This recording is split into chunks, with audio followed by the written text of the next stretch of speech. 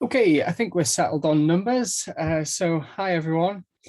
Like I say, welcome to EAMS 2022. My name's Chris Graham. I'm from Newcastle University in the UK, and a warm welcome to the conference from myself and the organising committee of the EAMS conference. That's organising committee there. Welcome from everyone. I'm going to hand over to Christian in a few minutes to give us a tour of the Moodle site, but thank you in particular for Christian for all of his help organising the conference, and to everyone who has contributed to its organisation. So this is our 5th EAMS International Conference. For people who have been attending in previous years, you might recall the first 2 took place here in Newcastle. And for the last 3 years, we've been running online in this format of morning and afternoon sessions, UK time, to accommodate people around the globe. So we're very excited to be here for a 5th time this week online again. So a little bit about joining EAMS. You've all made it, well done. So you've all found the Zoom link and password. So the Zoom link that was sent to you in your emails is the link to use for the entirety of the conference. So if you use that link for all sessions, and as I said earlier, the live sessions are daily, 8 o'clock and 800 and 1500 UTC, so that's 9 AM and 4 PM in British summertime. Use that link for all of the sessions, and the vast majority of the conference is going to be delivered via the Moodle environment. So all the conference materials you'll find on our Moodle site, which is at eames.ncl.ac.uk/Moodle. So please do head over there and check that out. I'm going to hand over to my colleague Christian, who's going to give us a quick tour of that environment. Thanks, Christian. Stop share for a sec. Okay. Hi, everyone. Let's see if I can do that. So this is the EAMS Moodle site. If you've attended EAMS in the past, it's set up pretty much the same as it was the previous 2 years. I think, as maybe Chris said, you've been sent login instructions for that in email. If you can't find those, please email us, let us know, and we can sort out sending you your username again. So the site is arranged into a few sections. First of all, the main area is, the most important thing is we've got the code of conduct document. Make sure you read that. And then we have a couple of areas just to introduce yourself. There's a glossary here where if you make an entry under your own name, everybody else can see who you are, what you're about. I've done it, and so has Anu. We have a couple of general question and answer areas and a discussion forum. These haven't been used too much in the past couple of years. People typically stuck to the talk questions, but if you come up with a general question that you fancy asking, that's a good place to put it. So have a go at that. There's also a free editable wiki. If you've got something that you've made or links that you want to put in somewhere, that's a place you can put them. That might come up in discussion that you want to show something to everybody else. So those are there. The section where I think you'll probably spend most of your time is the talks section. For each talk, there's an entry for each session even. So at the top, here's the Zoom link. Fine. Yeah, so for each session, there's some information about the session and then a questions page. You can click on that and click add a new discussion topic to write a question.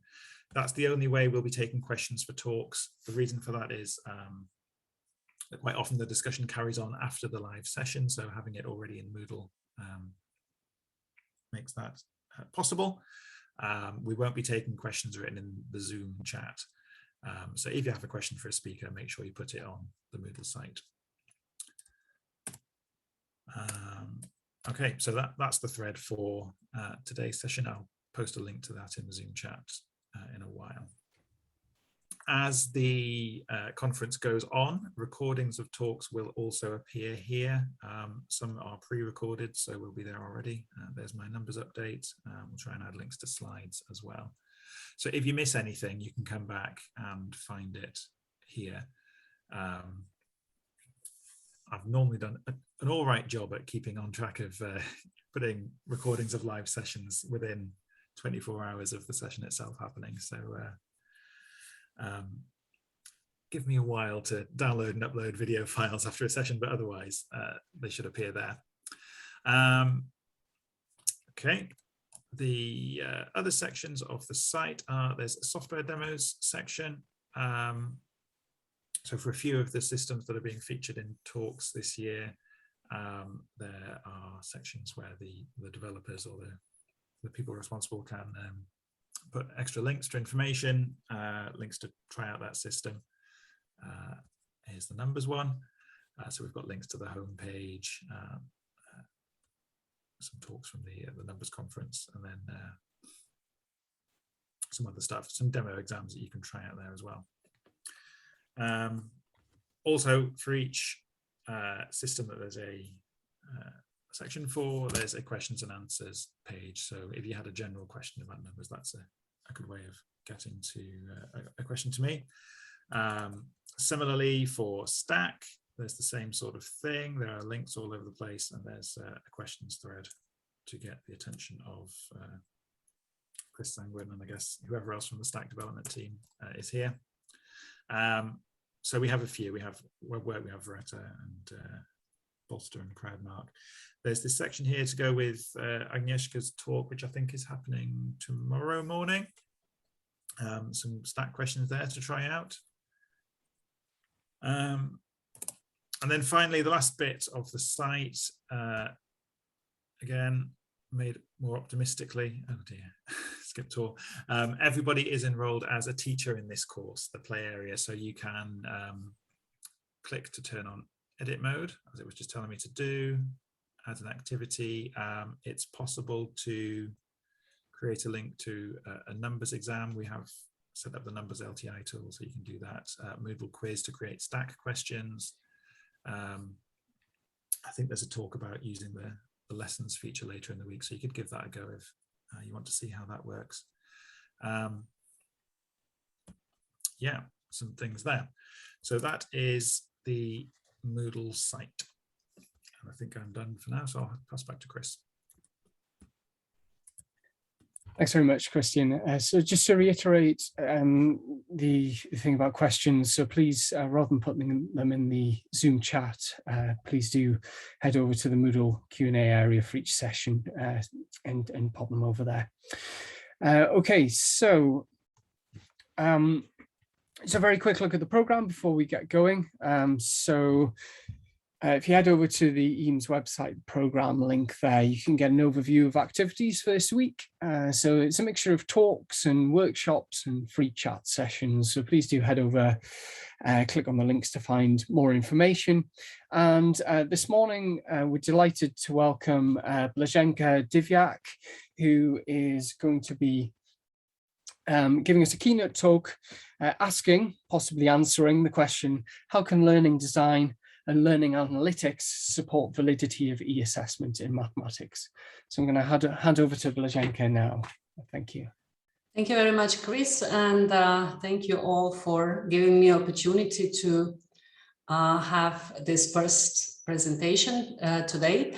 And I'm really excited about it. And let me first share the screen and then we can start properly. Okay, I hope that you can see my screen. And actually what I'm trying to answer, or at least ask some additional questions, how can learning design and learning analytics support the validity of e-assessment in mathematics? And I think that it is important to do so, because what we have right now, that I've been in teaching mathematics for quite a long time, more than 30 years, starting my career as a secondary school teacher. And then after that, after my PhD, I've been working in higher education, but also I took other responsibilities besides just research and teaching. And then it was always a question how we can be sure that we are good, actually doing the right, in the right way, and also that we are what we are doing is relevant to our students. So first of all, many aspects during this more than 30 years I've been in this business of our work have been changed, even though we haven't changed our jobs. For example, if we are looking at a university teacher job, then probably the title and the description is the same, but actually the substance and way how we are doing things have been changed dramatically. But usually around classroom settings, administration, teaching equipment, students, pre-knowledge also have been changed, I would say, and their motivation, technology we use, and so on. But assessment has, in my opinion, changed the least, at least until the pandemic. So at the same time, we are aware that assessment is a very powerful tool that can activate a deeper students' approach to learning. So maybe we can promote active learning, problem solving, but if we are actually asking our students to do just a standard exercises on an assessment, then probably we are not activating deeper approach to learning.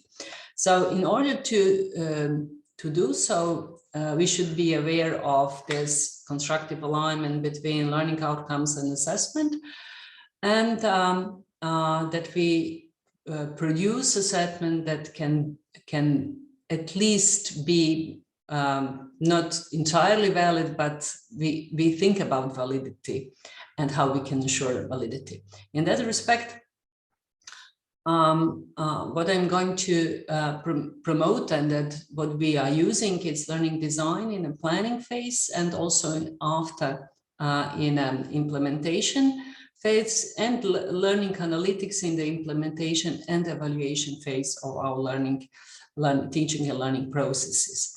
So there are some assumptions that I hope that we can agree that they are true. First of all, that to develop sound student-centered learning design, it is essential to ensure that assessment is constructively aligned with intended learning outcomes. So if you look at our courses, and then first of all, study program, and then to the courses, and we have some learning outcomes, I hope that we construct and define these learning outcomes carefully. Then this constructive alignment should be done. And then it is crucial to the validity of the whole assessment program. So not just one test or one quiz or one problem that we are giving our students, but the whole assessment program on a course. And then that learning analytics can provide insights that help develop valid assessment programs. So what this presentation actually adds, first of all, that as not all learning outcomes are equally important, assessment programs should reflect the prioritization of learning outcomes. That's what I'm going to present. Then the model of continuous improvement of learning design, which uses learning analytics to compare learning outcomes, are reflected in students' results in an assessment program and in the prioritization of learning outcomes. Further, learning analytics also include, in our case, clustering of students based on their assessment results and analysis of trace data from LMS in order to fine-tune support for students, to be as personalized as we can. But if, of course, we are aware, it depends on the group size, on support of number of teachers, so many other stuff, but still we should try to do that. And finally, that this approach can enable the development of databases of assessment tasks, recommendation systems, self-regulated learning, informed decision-making by teachers and by students. So first of all, when I talk about the learning design, there are many definitions, but let me just briefly show you the elements that we consider that are important for the learning design. So first of all, what I mentioned before, a link between learning outcomes and content, structure, and timing. Then pedagogical strategies we are choosing. And of course, after that, sequence of teaching and learning activities, that it is in accordance with a pedagogical strategy, because if we choose flipped classroom, of course, we should provide our students with some pre-reading or some textbook material or something, some video to cover some basic notions, and after that ask them to, I don't know, fill in some simple quiz, but that our teaching and learning sessions together can be then devoted to active learning, collaboration, problem solving, and so on. Then type and frequency of assessment in the course. So it's not just summative assessment, but also formative assessment and feedback to students, and technology we are using to support this kind of a learning. And all this, of course, influence students' workload. We should be aware of students' workload from the very start. Of course, and recently we've been discussing a lot about the mode of delivery, but of course, hybrid, blended, face-to-face, totally online, it's also part of the learning design. We are aware that learner group size influences very much some of the possibilities we can use. It is not the same to teach and assess students if we have 300 students or 30 students in a group. And finally, learning analytics can help us with all this. And what we developed learning design tool. You can find this learning design tool we developed on this address here. It's free to use, so you can choose to use it. Registration is very simple. You just go there and register, and you can use it on a web platform. So there is no need to download it, and you can add your collaborators there, your co-teachers, and you can design your whole course or study programs together. And I think that it is important because in this tool, it is possible that, first of all, you can work with your co-teachers. Second, that there is no need for you to take care about the elements I mentioned before. So everything, it is planned, and you just go through it, choose from the menu, plan it, and finally you can of course export your learning design if you need some something to be in some other places. So finally, I think that when you prepare your learning design, you can follow this learning design in your delivery phase, and of course after that to reuse it, change it, improve it year after year, or even during the same academic year. You can find some data here, something more about learning design. But what we are, this is just one picture, some about the how we are planning, but I'm not going to explain how we are planning in this tool. But what is really important that we can do all these and cover all these elements I prepared before and I mentioned before. And why this is important? Because if you have many courses, many students and different levels, different years, taking care about the learning design and then tracking the changes and collaboration, I think that's something that we can we can profit from using the tool. And now let me explain what kind of e-assessment we are using. I'm just giving you some overview of a few courses where we introduce the approach I mentioned before. So learning design first, and then learning analytics. And based on that, to evaluate assessment, e-assessment program. So there are the group of 10 of us, and this is one study program. We've been working as mathematicians, so it's IT study program. So we are teaching mathematics and several courses. Here you can see 4 of them, because all these 4 are on IT study program. And you can see that on undergraduate level, the group of students are quite big. So we are now using some hybrid mode of teaching. So it means that majority of our students are on campus, but at the same time they can follow and participate in teaching during the classes online as well. But before pandemics, it was just on campus possibility, but now we have this hybrid format, something we gained from this. And then we have, of course, formative and summative assessment, and these programs are quite similar because we have weekly quizzes during lectures or before lectures. These quizzes are automated in a way that we have a bank of assignments, and then students get individualized assignments, and then grading and feedback is also automated. Because if you look at the numbers of students, of course, it is we can profit from it, but also students can get some formative feedback, immediate feedback. But then we also have summative assessment, and this summative assessment is related to the learning outcomes. It means that on the first year, they are mainly standardized with the 3 monthly tests and then some essays and workshops and so on.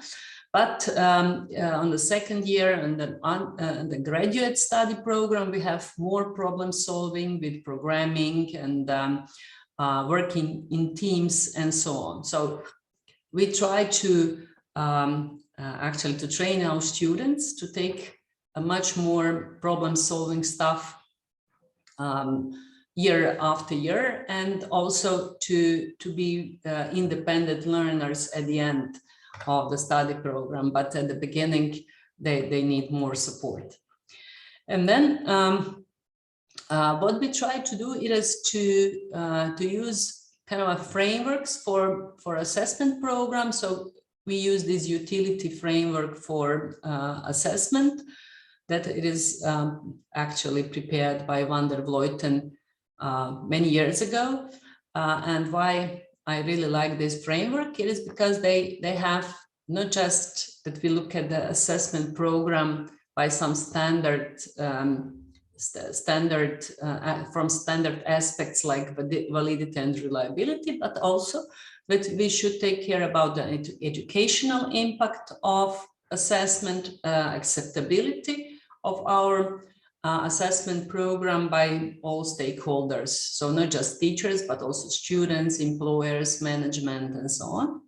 And finally, which is of course important, it is cost of assessment, because we can design wonderful assessment program, but we should take care if we can deliver it based on the number of teachers we have, equipment, databases, programming power, so all sorts of other stuff. And what is really important, that a single assessment method can never be perfect for all the criteria, and assessment involves compromise. So if the assessment is highly valid and reliable, as I said, it can be that the cost of assessment is also very high. So we should have a kind of a balance. So our aim is to use learning design and learning analytics to support planning, monitoring, and evaluation of assessment program according to the utility framework. Here, I'm not going to talk about all the aspects of utility framework, mainly about validity and a little bit more about reliability of assessment program. When we talk about validity, there are tons of literature on validity, and there are many aspects of assessment validity. I'm just mentioning here a few of them. First of all, and probably the most important, is content validity. When we should think about the extent to which essential aspects of a domain are represented in assessment. So it means that we should really think about learning outcomes and link assessment with learning outcomes. Then it's criterion validity, how assessment scores are correlated with relevant external measures. So we developed also some approach that we weighted learning outcomes, and also that we are following during the implementation, and we are monitoring how students are performing in assessment program, relate that to the learning outcome weights. Then construct validity, how what is actually assessed corresponds with what is intended to be assessed. And finally, consequential validity. So it's very close to the educational impact. So use of assessment and its consequences for teaching and learning. And then what we actually, and now I'm going to show you how we prepare our weights and validity framework. So assessment, finally, we can say in short that assessment has to be judged based on its purpose. So the whole assessment program should be linked assessment to the intended learning outcomes. And what we did, we also use analytic hierarchy process, so AGNP, and analytic network process methods. So these are multi-criteria decision-making methods to select evaluation criteria to evaluate learning outcomes, and also to determine weights of evaluation criteria, and based on that, weights of learning outcomes. So it is a kind of a procedure and approach that give us also opportunity that we take into consideration the perspectives of different stakeholders. In our case, we just use teachers that are teaching on a subject, but on a course, but of course, we can ask alumni and management or study program directors, employers. Yeah, but in our case, we are just using 3 teachers for this process. And then, for example, I'll just give you a few examples. The example of discrete mathematics with graph theory. It is a course on a graduate level of IT program, software engineering study. So we have approximately 120 students, and these are criteria we use to evaluate the importance of learning outcomes. So on the right-hand side, you can see learning outcomes, 6 of them, and on the left-hand side, there are evaluation criteria. So process of coming to this evaluation criteria was also quite substantial, because it was a brainstorming, then talking about it, and finally we came with these 4 criteria, and based on these 4 criteria, we evaluated our learning outcomes.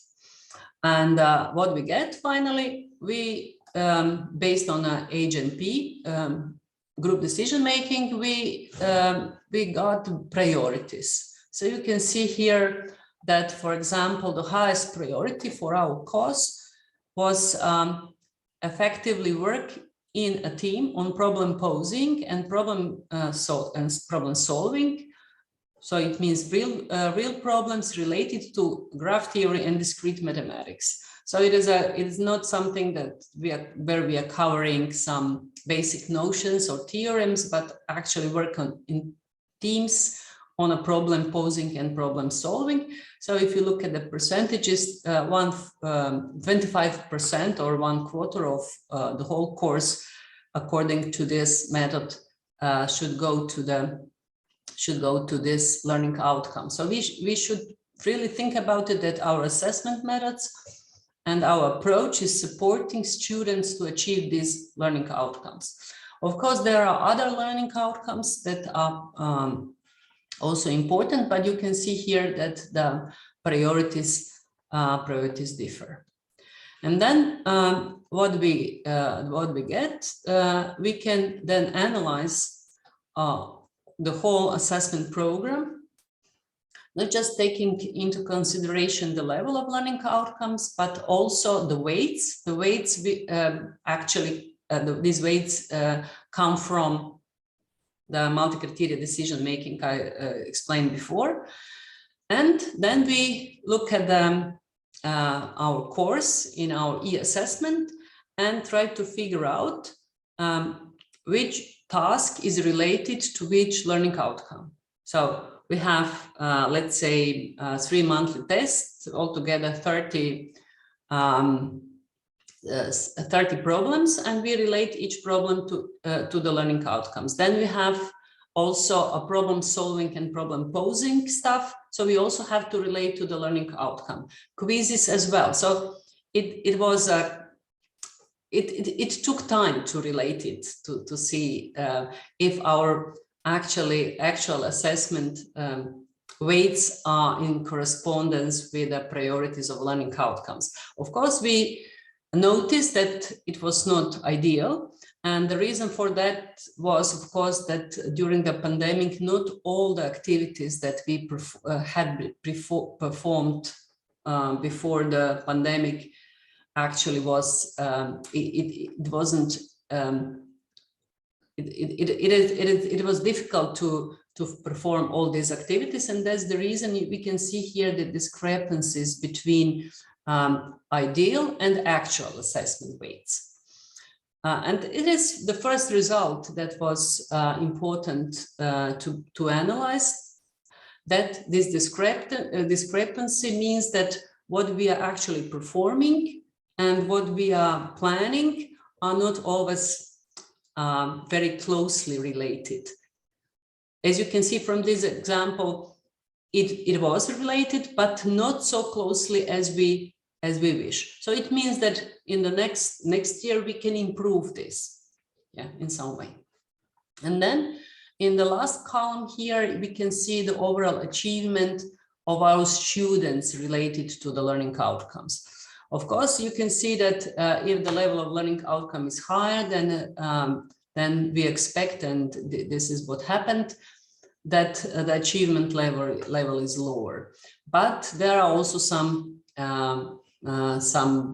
much more refined results as well. And we can see here that different students have different results on this related to the learning outcomes. And what we did, we performed a cluster analysis based on the assessment results related to the learning outcomes. And then there were 3 clusters from the last year, the results. And we can see the clusters are such that the first cluster is that students with above average results in relation to all learning outcomes, and particularly outstanding in problem solving task. So these students are really good in applying, not just covering the theory, covering the standard assignments, but also having this possibility to transfer their knowledge into the practical arena. Unfortunately, there are a minority of them that are so good. Then we have below average students in relation to all learning outcomes, but also we have a cluster 3, the students that are above average in relation to most of the learning outcomes that are related to some standard stuff like standard exercises, definitions, and so on. And based on that, these are analyses from learning analytics and from the trace data that can also give us kind of information, what students from the cluster 1 are using in LMS, how they are covering their material, what we can recommend for other students to work on to be much more successful related to the learning outcomes that have a higher level. And then, of course, we can make all sorts of other analysis. I'm not going to show it in more details. And this is what we did related to the validity. And let me now just in a few minutes cover reliability, because reliability, it is also important because it says extent to which an assessment methods measures consistently the performance of student. So it means that we can use some already existing reliability checks in LMS. For example, we are using Moodle, and here we can use coefficient of, for example, of internal consistency.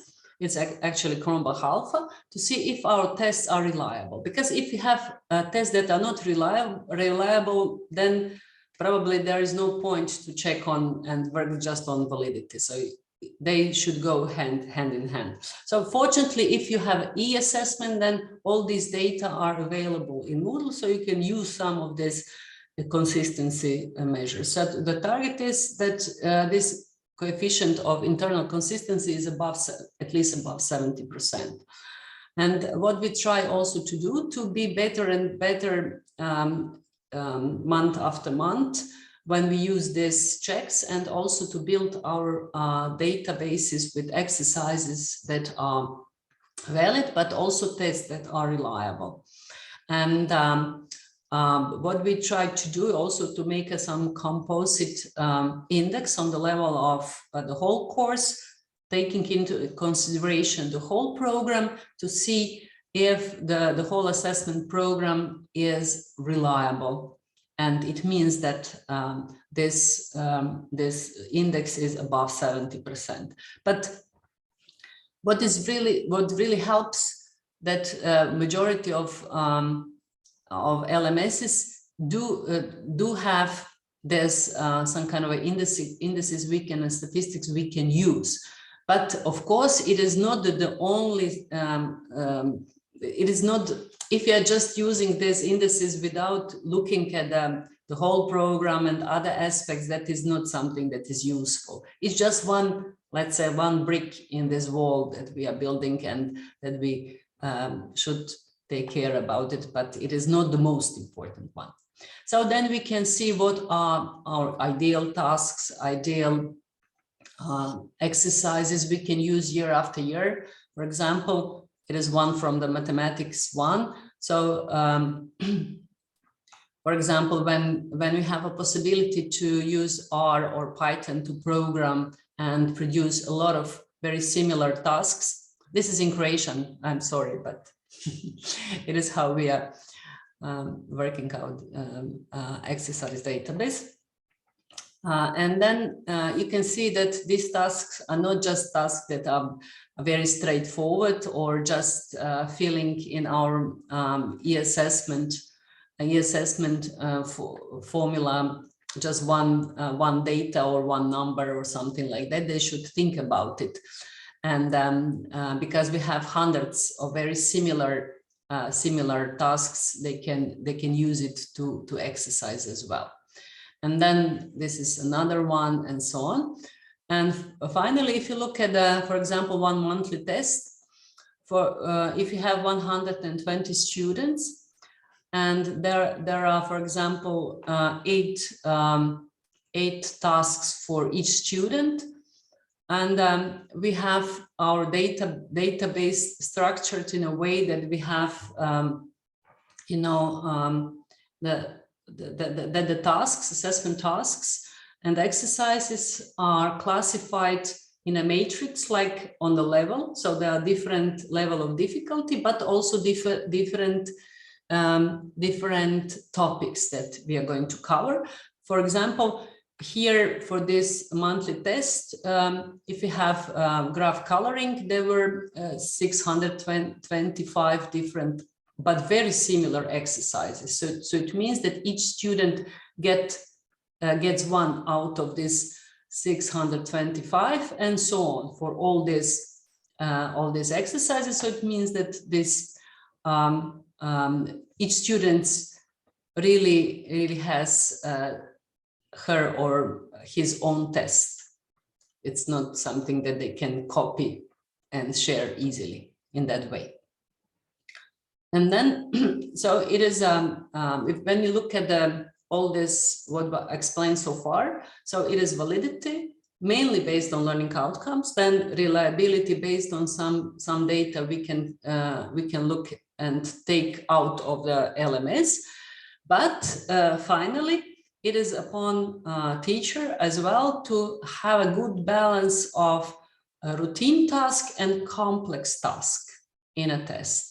And it is really easy when you have e-assessment, because you can store very good exercises, build more with some programming, and have year by year more and more exercises you can use for formative, but also a summative assessment. What is this routine task can be programmed, so it's not such an complex work to do, but having a relevant problem-solving task, it needs time, and usually it's built one by one without programming.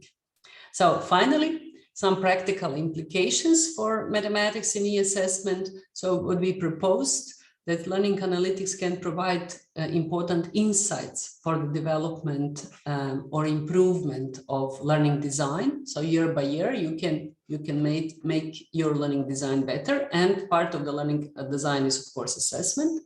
Secondly, that learning analytics can also contribute to the development of databases of assessment tasks aligned with the learning outcomes, with ensured validity and reliability. And this can also support sharing and reusing. So we share our tasks among ourselves, but also at the level of the faculty, not further for now. But it is possibility for even more reusing and sharing.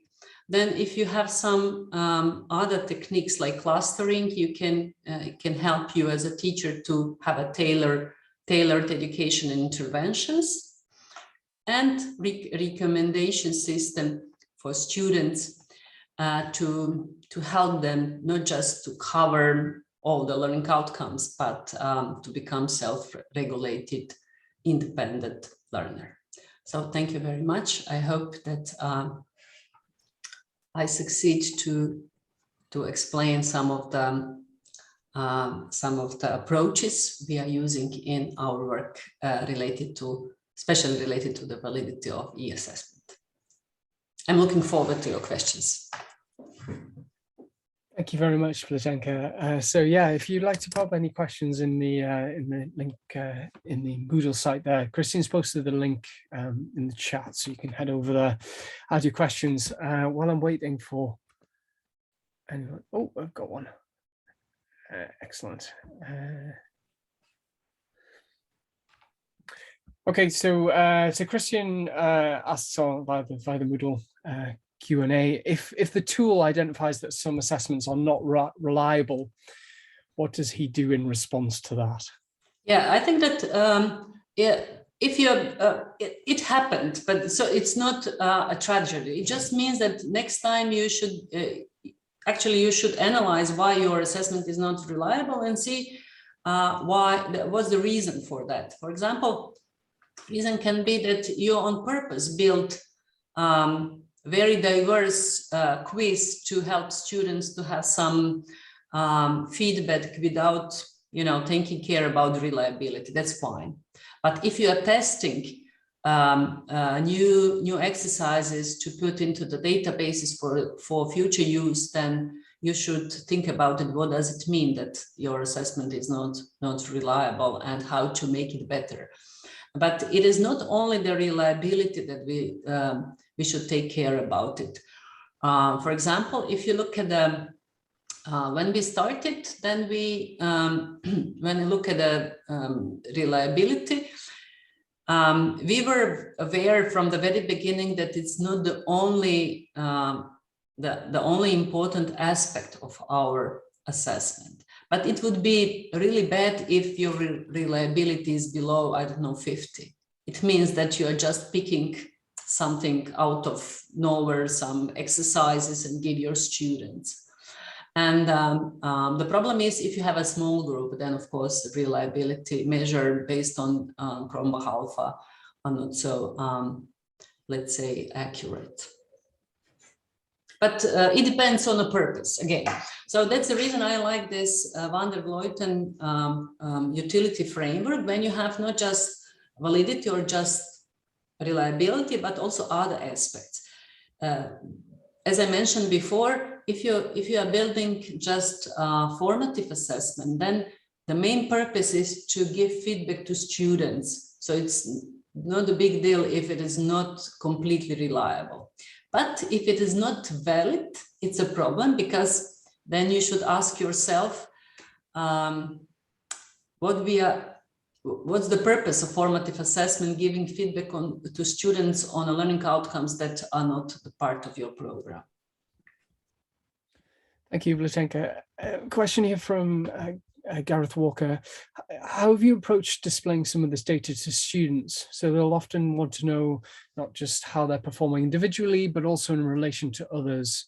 What are your thoughts on the balance between transparency, individual data? Yeah, it is a great question. Yeah, they always can see the results of the whole cohort. So what are the the approximate results? How well they are performed on a certain assignment, questions, and so on. And I'm using my time in lecturing to explain it, to give them some information. But then they can do on themselves to compare their results to the group results. So I'm not,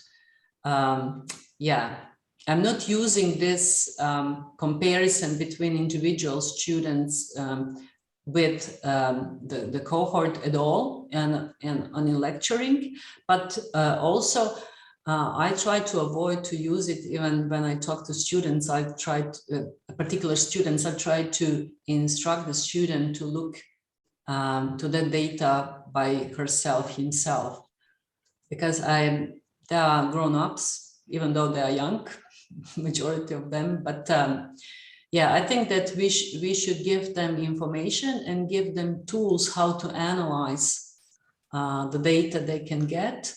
So this data literacy is very important, and also assessment literacy for students and for teachers, but not to be, let's say, over, not to be big brother for them. So to give them tools, to give them instructions, to recommend something, but not to be big brother for our students, because I think that can be really with a contra effect for them. Thank you, Blaženka, and thank you, Gareth, for the question. Can I ask a quick follow-up, if that's okay? Blaženka, do you have plans, the learning design tool and analytics tool that you showed there, do you have any plans to link that to LMS systems? Yeah, that's Chris, that's great. First of all, I would really recommend all of you to use these tools. It's learning-design.eu, and it's easy to use. And what you get at the end, you get the whole plan and also learning analytics at the end. So you can analyze. How many activities, this and that, how many assessment, if your learning outcomes are covered 100% and so on. So you can do it during the planning phase. And I really recommend you to look at it. And but it's not possible right now to link it directly to the LMS. Our plan is, and we apply for a project to at least scaffold it, the LMS directly from the learning design. So for example, to link learning design tool and LMS Moodle, and at the end that you can get at least recommendations in LMS directly, what kind of activities and what kind of tools to use, but it is not available right now. But yeah, it is, and also the plan is to prepare some other stuff, but right now we've been doing that mainly on our own with the support of 2 European projects. One is Rapid, another is eDesk 3, and also Teach for Edu. But it is a kind of a co-design that it really takes time, and we are doing that on our spare time. Thank you, Zdenka. Okay, so a question from Claire Lines about large cohorts, something that a lot of us suffer from, I think. So Claire asks, for the large cohort, you refer to 3 monthly exams, eBank. Are those assessments automatically marked? And if they are you happy marking final entry values, or are you giving method marks? How many members of staff do you have involved on courses of that size, and how much contact time? Yeah, so there are 3 monthly tests plus, but not, it's not the only. These are 3 tests plus problem solving work. So it means working on project, and they also can also quizzes are contributing to the final mark as well. Quizzes are automatically, you know, assessed, and then feedback is immediate. For the monthly tests, we have the most of our exercises are automatically graded. So the majority of work, it is in a preparation phase, when you should really prepare these big databases with exercises. But when we construct a good, let's say, exercise, then we need, and fortunately we have a few good programmers in our team, there are 10 of us, that can make, you know, to program it in R or in Python to produce more similar examples, hundreds of similar examples. For example, if you change the parameter or some other conditions, then they can produce more. So these exercises again are then marked directly from the system, automated. But we also try to have at least one exercise in each monthly test that are going to be read and marked by hand, because we think it is very important that they also perform something step by step, mathematically correct. They can use different tools, but they always should supply, so upload in the system notes with their, you know, working out the exercises and so on. So at least one of these examples are marked by hand, but by teachers directly. And of course, this problem posing and problem solving exercises are always teacher giving feedback and marks. Of course, we construct rubrics with levels and to help teachers to be this inter-rater reliability to be higher. Okay, thank you. There's at least one more question in the on the Moodle site there, but I think we should wrap this up, so we can continue the questions and conversation there. So I'd just like to thank you, Zdenka, again for a great talk. And just to finish off, I'll just share the slides for the session later today. So 4 o'clock UK time, British summer time, this afternoon, we have a series of software development updates from Numbers, Stack and WebWork. So I hope to see some of you at the session later on. Thank you again, and we'll see you all soon.